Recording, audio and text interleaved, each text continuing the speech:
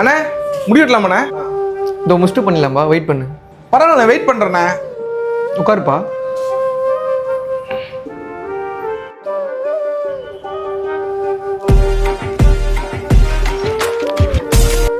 அண்ணே உங்களை எங்கேயோ நான் பார்த்துருக்கேண்ணே.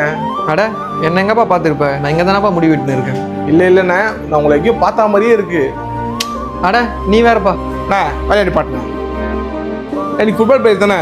உங்களை நிறைய மேட்ச்சில் நான் பார்த்துருக்கேண்ணே. நான் நேரு ஸ்டைல்லாம் மேட்ச் பார்க்க வருவேன். அப்போல்லாம் உங்களை நான் பார்த்துருக்கேன். அது இல்லாமல் என் ஃப்ரெண்டுலாம் பார்த்தீங்கன்னா சூப்பர் டிவிஷன்லாம் ஆடி இருக்காங்க. அப்போயும் நான் மேட்ச் பார்க்க வந்திருக்கேன்.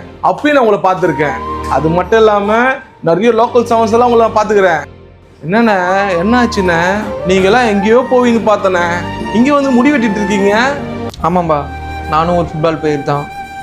எங்கள் வீட்டெல்லாம் கிரவுண்டே இல்லை, ரொம்ப தூரம் போய் தான் ப்ராக்டிஸ் பண்ணணும். எனக்கும் ஸ்டேட் ஆடணும், நம்ம நேஷ்னல் ஸ்கூல் ஆடணும் அப்படின்னு ஆசை.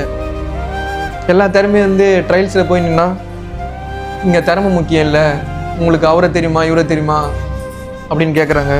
அப்போ தான் எனக்கு தெரியும் வெறும் திறமை மட்டும் ஒருத்தனை மேலே கொண்டு வந்துடுறாங்கன்னு. அதனால தான் எல்லாம் அப்படியே போயிடுச்சு. அப்போவே முடிவு பண்ணிட்டேன், இந்த ஸ்போர்ட்ஸ் எல்லாம் பணக்காரங்களுக்கு மட்டும்தான், என்ன போல் மிடில் கிளாஸுக்கெல்லாம் கிடையாதுன்னு. விளையாட்டுன்னு இருந்துட்டு திரும்பி பார்த்தா குடும்ப கஷ்டமும் ஏஜ் தான் ஏறி இருக்குது, வேறு ஒன்றுமே மாறலை. அதுக்கப்புறம் மேரேஜ் ஆகிடுச்சு, கமிட்மெண்ட்டும் அதிகமாகிடுச்சு. ஃபுட்பால் என்னை விட்டு ரொம்ப தூரம் போயிடுச்சு, காசு தேவை அதிகமாகிடுச்சு. அதுக்கப்புறம் என்ன, நம்ம தெரிஞ்ச தொழிலை அப்படியே பார்த்துட்டு அப்படியே மூவ் ஆகிட்டு இருக்கோம். விடுப்பா, அதை பேசிக்கிட்டே தான் இருக்கணும், எனக்கும் மன கஷ்டம்தான், விடுங்க. அதான் போங்கண்ணே.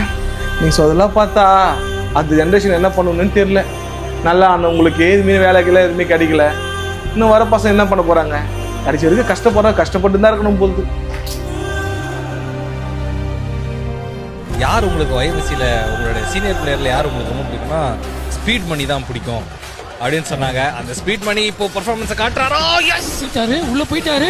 மணி அங்க பாருங்க, சொல்லி பீட் பண்ணிட்டு இருக்காரு அந்த மேனை. பண்றாங்க, நல்ல ஷாட்டா, கோல்.